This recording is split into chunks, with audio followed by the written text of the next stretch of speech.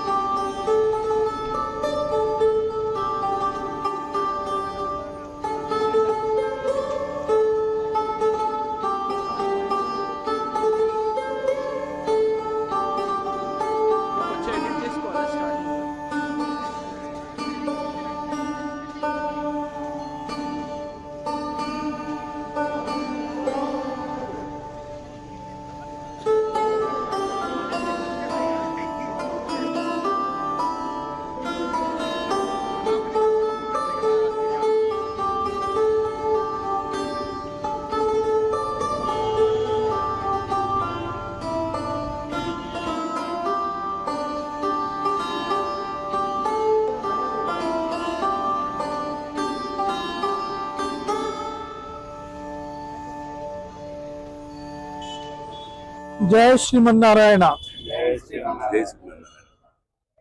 ధర్మో రక్షితి రక్షిత అనే ఒక నానుడి ధర్మాన్ని రక్షించడం లోపల ఈరోజు ఇక్కడ వైకుంఠ ఏకాదశి రోజు ఉపవాస దీక్షలో ఉన్నటువంటి భక్తులందరికీ కూడా ఈ యొక్క ఉషోదయ కాలని భూ నీలా సమేత వెంకటేశ్వర స్వామి ఉత్తర ద్వార దర్శన సందర్భంగా వేలాది మంది భక్తులు వస్తున్నారు.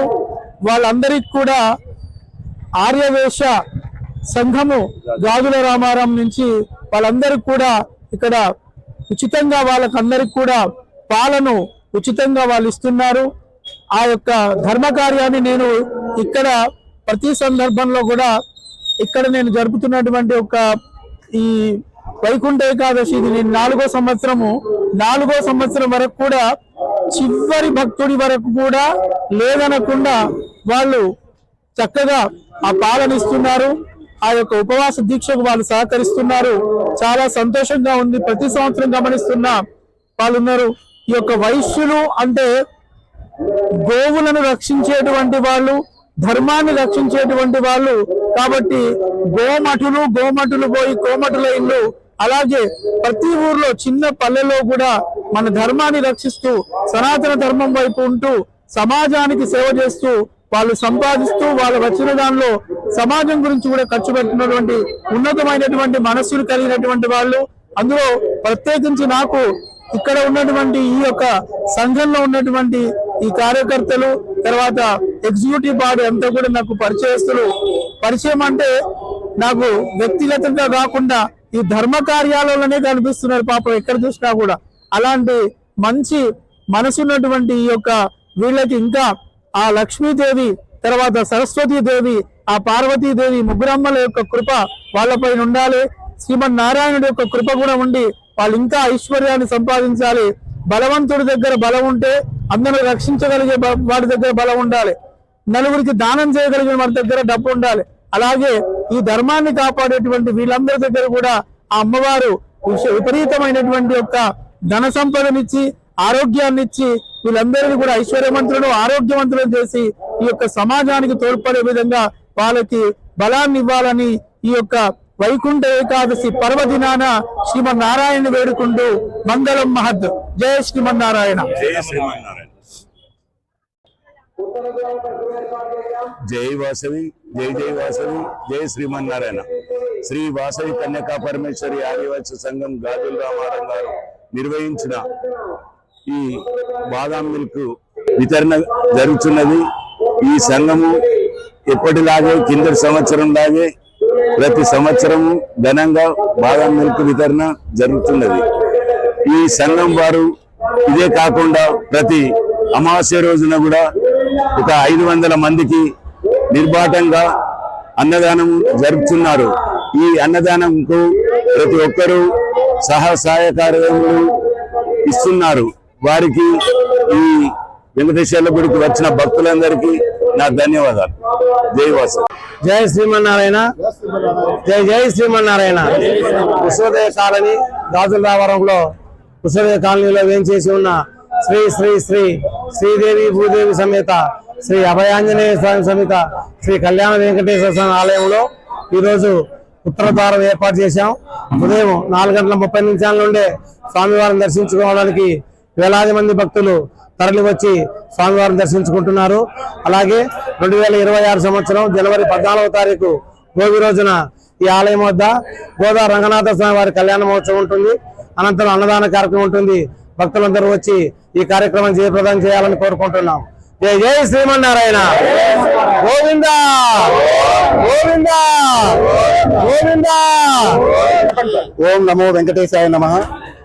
మా యొక్క ఉషోదయ కాలనీలోని వెంకటేశ్వర స్వామి దేవస్థానం నందు ఈరోజు వైకుంఠ ఏకాదశి పర్వదినాన్ని పురస్కరించుకొని ఉత్తర ద్వార దర్శనం ద్వారా ఈ మహావిష్ణువుని దర్శించుకోవడానికి మా యొక్క కమిటీ వారు ఈ ఏర్పాట్లు చేయడం జరిగింది. అదేవిధంగా 14వ తారీఖు నాడు జనవరి 14 నాడు గోదా రంగనాథ స్వామి కళ్యాణం ఉంటుంది. ఆ కళ్యాణాన్ని తిలకించడానికి పెద్ద ఎత్తున భక్తులు రావాలని విజ్ఞప్తి చేస్తాము. అదేవిధంగా